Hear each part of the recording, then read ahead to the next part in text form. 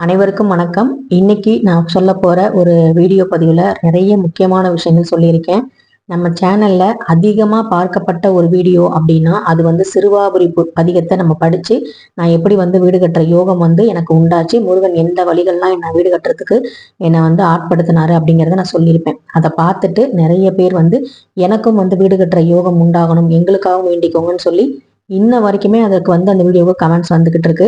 நான் அதனாலதான் வந்து நான் அந்த வீடியோ போட்டு 2-3 நாட்கள்லயே உங்களுக்காக ஒரு உண்டியல் வந்து நான் போட்டு உங்களுக்காகவும் வேண்டிக்கிட்டு தனியா ஒரு உண்டியல் வந்து சேர்க்க போறேன் சப்ஸ்கிரைபருக்காக அப்படின்னு சொல்லியிருந்தேன்.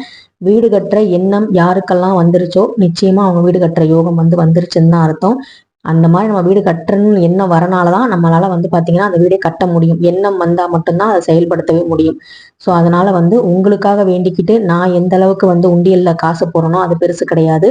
நீங்க அந்த விஷயத்த எந்த அளவுக்கு நம்புறீங்க அப்படிங்கிறத உங்க வேண்டுதல் மூலமாகவும் உங்களுடைய உண்மையான பக்தியின் மூலமாகவும் அந்த பிரபஞ்சத்திற்கும் அந்த இறைவனுக்கும் நீங்க காட்டணும்.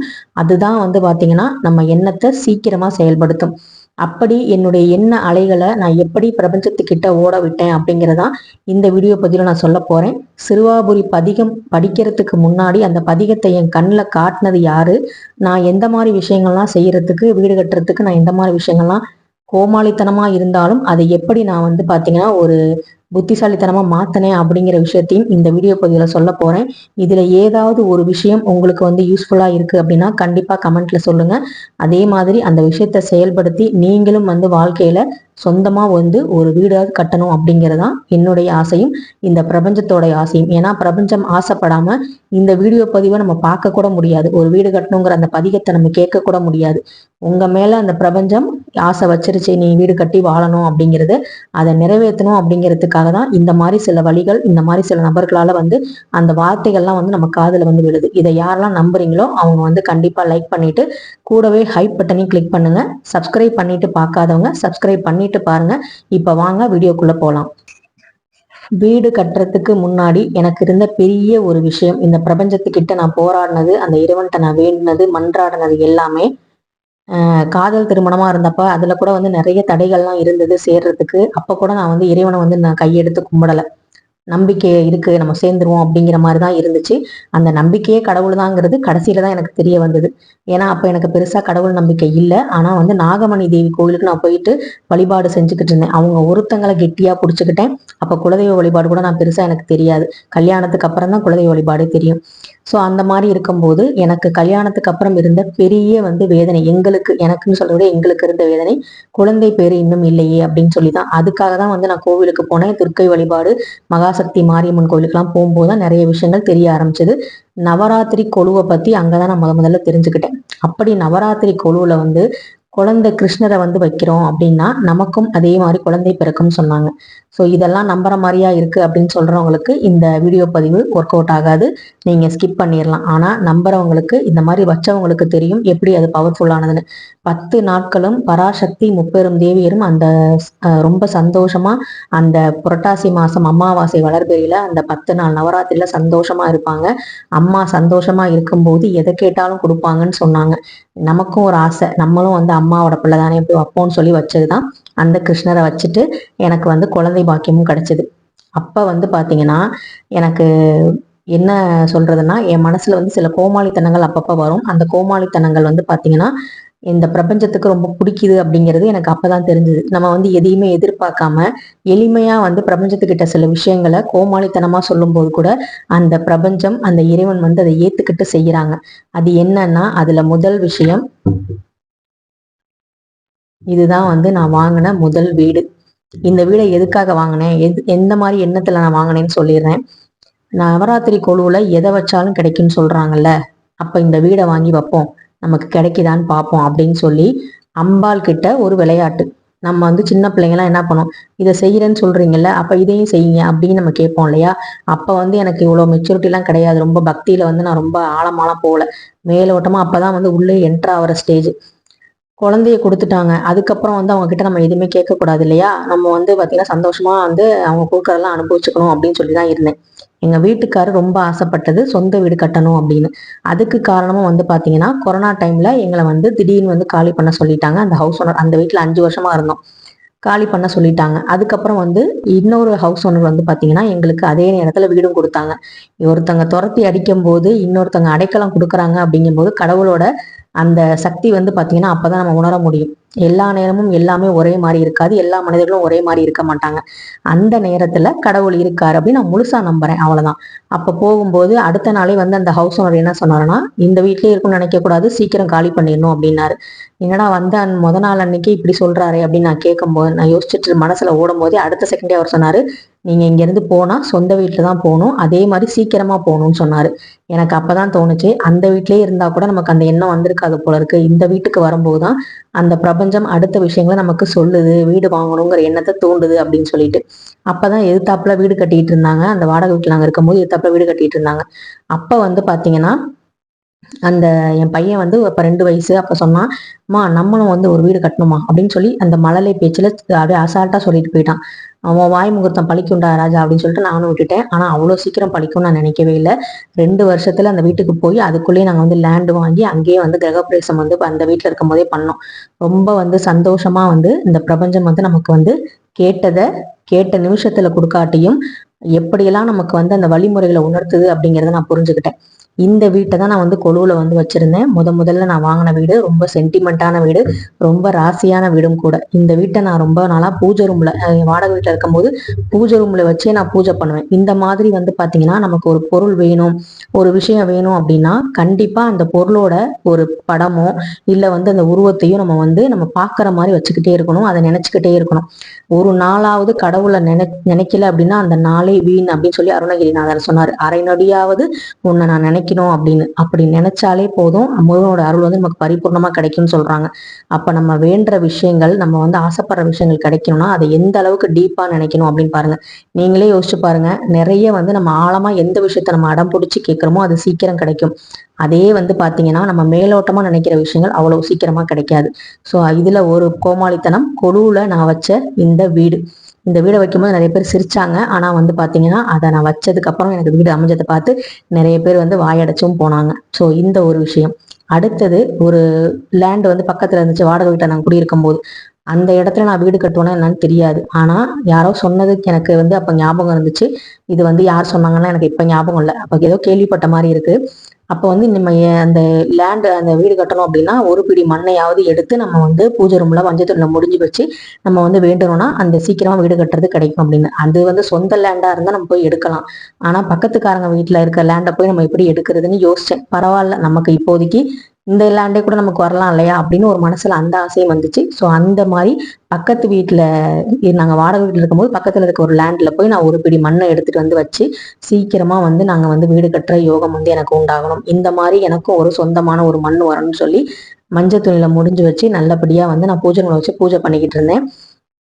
அந்த மண்ணையும் இப்ப இருக்க நான் வீட்டுல இருக்கிற அந்த மண்ணுல வந்து அஸ்திவாரத்துல இருந்து நான் போட்டேன்.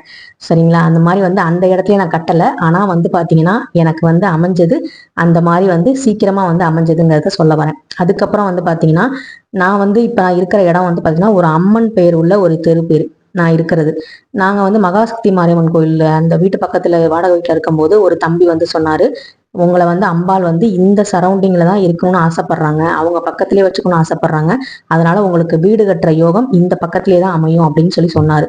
அப்ப வந்து எனக்கு பெருசா நம்பிக்கை இல்லை, நம்ம எப்படி இங்க இவ்வளவு காசு ரேட்டு கூட எப்படி இங்க வந்து கட்டுவோம் அப்படின்னு சொல்லிட்டு. ஆனா அந்த என்ன எங்கெங்கயோ போய் நாங்க வீடு கட்டுறதெல்லாம் பார்த்தோம், கட்டின வீடா பார்த்தோம், எங்கெங்கயோ சுத்தி அலைஞ்சோம். அதாவது எங்க ஊர் பார்டரை தாண்டிலாம் வந்து போய் பார்த்தோம். ஆனா அங்கெல்லாம் வந்து செட்டே ஆகல. அதே மாதிரி அவங்க சொன்ன மாதிரி அந்த மகாசக்தி மாரியம்மன் கோயில் சரௌண்டிங் பக்கத்திலேயே ஒரு வீடு கட்டிட்டோம். பேரும் வந்து பாத்தீங்கன்னா அம்மன் பேரு, தெரு பேரு. இதை விட வேற என்ன பாக்கியம் வேணும் அப்படிங்கிற மாதிரி இருந்தது. அந்த அம்மனுடைய அருள் நமக்கு பரிபூர்ணமா இருக்குன்னு நான் அப்ப முழுசா நம்பினேன். அதுக்கப்புறம் வந்து நான் பண்ண கோமாளித்தனம் என்னன்னா, டிபியில என்னோட போன்ல இருக்க என் நம்பர்ல இருக்க டிபியில கிட்டத்தட்ட 2 வருஷமா ஒரு வீட்டோட பிக்சர், பெரிய பிரம்மாண்டமான ஒரு வீடு, கார் நிக்கிற மாதிரி நான் வந்து அதை வச்சிருந்தேன். டெய்லியும் அதை பார்ப்பேன். அதை சில பேர் பாக்குறவங்களா, வீடு கட்டிட்டீங்களா, வீடு கட்டுற போட்டோ வச்சிருக்கீங்க, வீடு கட்டிட்டு இருக்கீங்களா அப்படின்னு கேட்பாங்க. அந்த வார்த்தை வந்து பாத்தீங்கன்னா பிரபஞ்சத்துக்கிட்ட சேர்த்துக்கிட்டே இருக்கும். ஆமா வீடு கட்ட போறோம் அப்படின்னு சொல்லி தான் நானும் சொல்லுவேன் பாசிட்டிவா. எங்கத்த வீடு கட்டுறது, கையில காசே இல்லை அப்படின்னு என் வாயில இருந்து ஒரு நாள் கூட வந்தது இல்லை. நான் எப்படி சொல்லுவேன் அப்படின்னா, வீடு கட்டிட்டு இருக்கோம், சீக்கிரம் கட்டுவோம், அதுக்கு தான் வேலை பார்த்துக்கிட்டு இருக்கோம், இடம் பார்த்துக்கிட்டு இருக்கோம், வீடு பார்த்துக்கிட்டு இருக்கோம் அப்படிதான் என் வாயில வந்துட்டு இருந்துச்சு. ஸோ நம்ம என்ன பிரபஞ்சத்துக்கிட்ட சொல்றோமோ, எப்படி அடம் பிடிக்கிறோமோ, எப்படி கேட்கிறோமோ, அதை பிரபஞ்சம் நமக்கு திரும்ப ரொம்ப அழகா நம்ம எதிர்பார்க்கறத விட ரொம்ப பிரம்மாண்டமாவே கொடுக்கும் அப்படிங்கிறத நான் அப்பயும் நம்பினேன். அப்புறம் 2 வருஷமா வந்து பாத்தீங்கன்னா என் டிபியில வந்து பாத்தீங்கன்னா அந்த மாதிரி போட்டோ வச்சிருந்தேன். வால்பேப்பர்லயும் வந்து வீடோட போட்டோ வச்சிருப்பேன். ஸோ இந்த மாதிரி வந்து ப்ராசஸ் வந்து போயிட்டு நான் பார்த்துக்கிட்டு இருந்தேன். சீக்கிரமா அமைஞ்சது. அதுக்கப்புறம் நான் பண்ண முக்கியமான விஷயத்த தான் சொல்ல போறேன். செங்கல் இருக்கு பார்த்தீங்களா, அதை வந்து நான் வந்து நாகமணி கோயிலுக்கு போயிட்டு இருக்கும்போது அப்போ வந்து ஏதோ சின்ன வேலைப்பாடு, அதே மாதிரி இந்த யாகத்துக்கு வளர்க்கறதுக்கு அமாவாசை யாகத்துக்கு செங்கல் வந்து கேட்டிருந்தாங்க. ஸோ அப்போ வந்து பார்த்தீங்கன்னா நாங்கள் வந்து செங்கல் வந்து வாங்கி கொடுத்தோம். அப்போ வந்து நான் சொன்னேன், எனக்கு வந்து யாரும் சொல்லலை இதெல்லாம், நீங்கள் வந்து இது பண்ணுங்க இது பண்ணுங்கன்னு பரிகாரமாக யாரும் என்கிட்ட சொல்லலை. அந்த மாதிரி நான் ரொம்ப யார்ட்டையும் கேட்கவும் மாட்டேன். ஸோ அந்த மாதிரி எனக்கு தோணுச்சு, சரி நம்ம வந்து அம்பாளுக்கு செங்கல் வாங்கி கொடுப்போம், அம்பாள் வந்து நமக்கும் வந்து பார்த்தீங்கன்னா கண்டிப்பாக வந்து வீடு கட்டுற யோகம் தருவாங்க அப்படின்னு சொல்லி நான் செஞ்சேன். அதே மாதிரி கொடுத்தேன். அந்த செங்கல்ல இருந்து கொஞ்சம் செங்கலை எடுத்துட்டு வந்துதான் வீடு கட்டும் போது நான் அப்பவே அப்பாட்ட சொன்னேன், அப்பா நாங்க வந்து இப்ப லேண்டு கூட வாங்காம இருக்கோம், லேண்டு வாங்கி வீடு கட்டும் போது அஸ்திவார செங்கல் அம்பாள் கொடுத்த செங்கலா தான் இருக்கணும்னு சொல்லி அப்படியே நான் வந்து வாங்கிட்டு வந்தேன். அந்த வீட்டோட அஸ்திவார செங்கலே வந்து பாத்தீங்கன்னா அந்த அம்பாளுடைய செங்கல் தான். ஸோ இது மாதிரி சின்ன சின்ன சென்டிமெண்ட், சின்ன சின்ன அன்பு, இறைவன் மேல நமக்கு வைக்கிற நம்பிக்கை, இது எல்லாமே சேர்ந்து உருவானதுதான் இப்ப நாங்க இருக்கிற வீடு. வெறும் சாதாரணமா மணல், கல், செங்கல், ஒரு காசு மட்டுமே உருவான வீடு கிடையாது. நம்மளுடைய பிரபஞ்சத்தோட சக்தியை உணர்த்துறதுக்கான அடையாளம் தான் எங்களுடைய வீடு.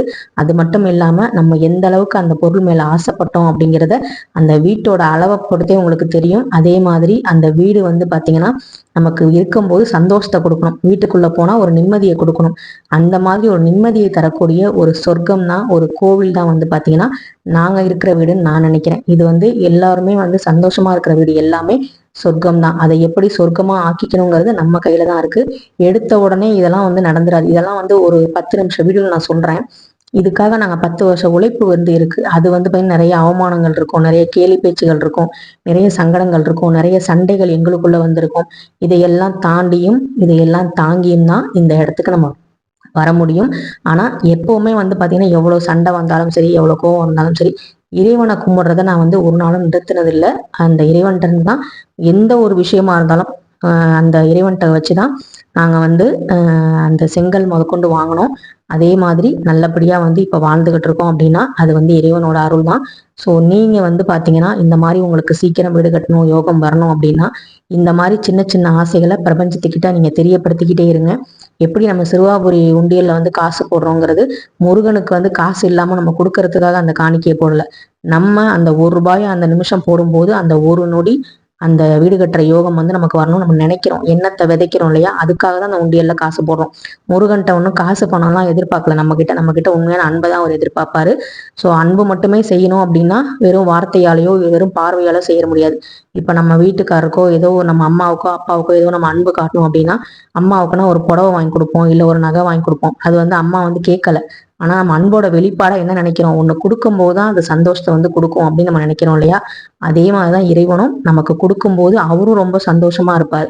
ஸோ அந்த சந்தோஷத்தை அவர்கிட்ட வந்து நம்ம காட்டணும் அப்படின்னா நம்மளுடைய சந்தோஷம் என்ன, நம்மளுடைய ஆசை என்னன்னு பிரபஞ்சத்துக்கிட்ட சொல்லிக்கிட்டே இருக்கணும். இப்படிதான் வந்து நான் பிரபஞ்சத்துக்கிட்ட சொன்னேன். அந்த செங்கலை வாங்கி இப்ப நீங்க கூட இப்ப ஒரு வீடு கிரகப்பிரவேசம் எதுவும் போறீங்க, உங்க தெரிஞ்ச வீட்டுக்கு போறீங்க அப்படின்னா அந்த யாகம் பண்ண செங்கல் இருக்கு பாத்தீங்களா, அதுல இருந்து ஒரு செங்கலையாவது உங்க தெரிஞ்சவங்களா அதை தருவாங்க அப்படின்னா ஒரு செங்கலாவது வாங்கிட்டு வந்து நீங்க கண்டிப்பா வந்து உங்க பூஜை ரூம்ல வச்சு சந்தன குங்குமம் வச்சு வேண்டிக்கோங்க. கண்டிப்பா வந்து வீடு கட்டுற யோகம் உண்டாகும். செவ்வாய்க்கிழமை வீடுக்கு அதிபதியான, மனைக்கு அதிபதியான அங்காரகன் நினைச்சு, முருக பகவான் நினைச்சு அந்த செங்கலுக்கு பொட்டு வச்சு பூ வச்சு நீங்க தூபதீப ஆராதனை காமிச்சிட்டு வாங்க. அதே மாதிரி கோவிலுக்கு வந்து கட்டுற வேலை இருக்கு, ஏதாவது கட்டுற வேலை நடக்குது, அங்க செங்கல் தேவைப்படுதுன்னா நீங்க எங்களை மாதிரி நீங்களும் வாங்கி கொடுங்க. அப்ப வந்து பாத்தீங்கன்னா நீங்க வாங்கி கொடுத்துட்டு நீங்க வீடு கட்டும் போது எங்களுக்கு இந்த யாகத்துல இருந்து ஒரு 2 செங்கலாவது கொடுங்கன்னு கேட்டா கண்டிப்பா கொடுப்பாங்க. ஸோ இறைவனோட ஆசையோட எல்லோருமே வந்து இந்த பிரபஞ்சத்துல நல்லபடியா வீடு கட்டி வாழணும் அப்படிங்கிறத நம்ம வந்து வேண்டிக்கிறேன். இந்த வீடியோ பதிவு மூலம் நான் வந்து வேண்டிக்கிறேன். தைப்பூசம் வரப்போகுது. ஸோ இந்த மாதிரி விஷயங்கள் நம்ம காதுல விழுவுது அப்படின்னாலே நம்ம சீக்கிரமா வந்து இந்த பிரபஞ்சத்துக்கிட்ட பேச ஆரம்பிச்சிட்டோம், அந்த பிரபஞ்சம் நமக்கு சொல்ல ஆரம்பிக்குது அப்படின்னா, இல்லைன்னா இந்த வீடியோ கூட நீங்க வந்து கேட்க முடியாது. ஸோ இந்த மாதிரி ஒரு வீடு கட்டுற யோகம் இருக்கு அப்படிங்கும் போதுதான் நமக்கு இந்த மாதிரி விஷயங்கள்லாம் கேள்வியே பட தோணும். ஸோ சீக்கிரமா வீடு கட்டிட்டு கிரகப்பிரவேசத்துக்கு கண்டிப்பா கமெண்ட்ல சொல்லுங்க. நன்றி, வணக்கம்.